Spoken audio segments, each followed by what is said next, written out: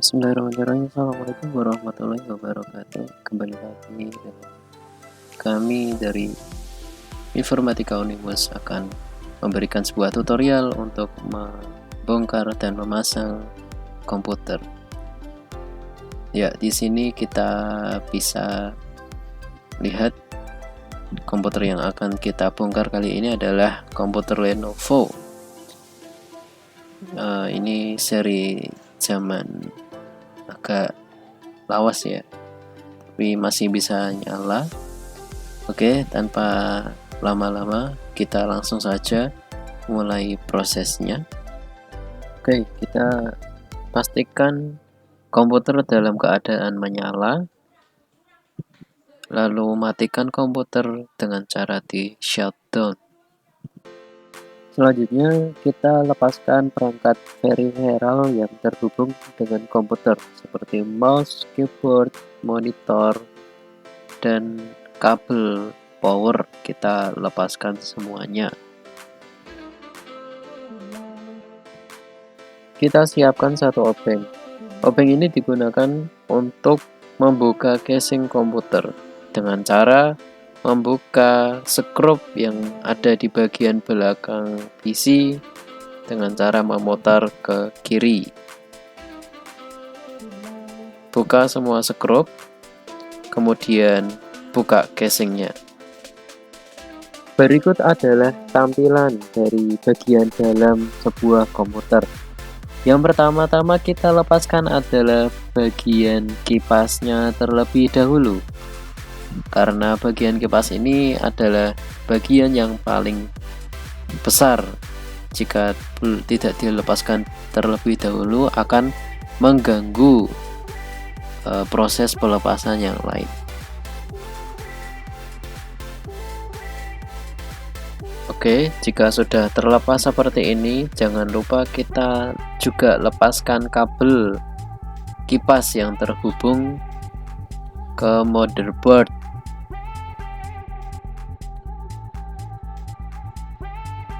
Yang kedua yang akan kita lepaskan adalah disket CD, yaitu tempat biasanya kita menaruh CD dalam komputer.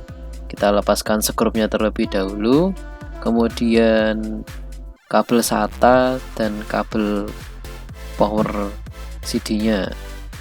Jika sudah ditarik, maka kita lepaskan dari komputer tersebut.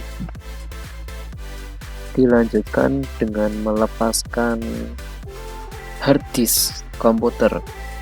Kita lepaskan SATA dan powernya, kemudian skrup yang terhubung dengan hard disk kita lepaskan menggunakan obeng. Ya, kita tarik hard disknya.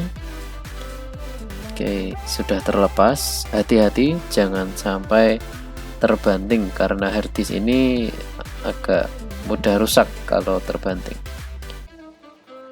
Selanjutnya kita akan melepaskan RAM, yaitu dengan ditekan ujungnya yang berwarna putih sampai terbuka dan langsung ambil saja. Lepaskan kabel-kabel yang terhubung dengan motherboard seperti kabel SATA, kabel power supply, dan kabel-kabel lainnya. Kita lepaskan dari motherboard. Agar tidak mengganggu, kita lepaskan casing bagian depannya. Berikutnya yang akan kita lepaskan adalah CPU atau Central Processing Unit, merupakan otak dari komputer. Nah, ini harus hati-hati dalam melepaskannya agar tidak terjadi kerusakan. Harus pelan-pelan. Nah, jangan sampai kita membengkokkan pin yang ada di soket CPU-nya, karena jika bengkok, PC tidak akan menyala kembali. Simpan CPU-nya dengan aman.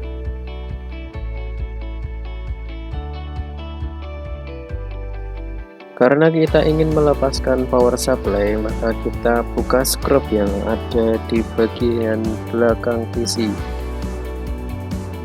Menggunakan obeng, kita pastikan kabel sudah terlepas dari motherboard dan angkat power supply jika sudah terlepas. Ini motherboard dari PC Lenovo model lama, bentuknya seperti ini. Tolong jelasin strukturnya. Ini kabel VGA. Oke. VGA. Kalau ini buat ini semua video, tapi ini model lama. Model lama. Ini VGA, ini USB, ini kabel LAN. Kabel LAN include USB juga. Ini kabel audio. Audio dibagi jadi 3, ada speaker, ada headset, ada yang satunya ini apa aku lupa. Nah, ini komponen-komponennya. Ini CPU ya, Central Processing Unit. Mereknya nggak kelihatan. Biasanya ada mereknya di depan apa di depan? Di depan ya. Oh, ada. Itu kok bisa kayak gitu, kenapa? Ini karena dikasih thermal paste. Itu fungsinya buat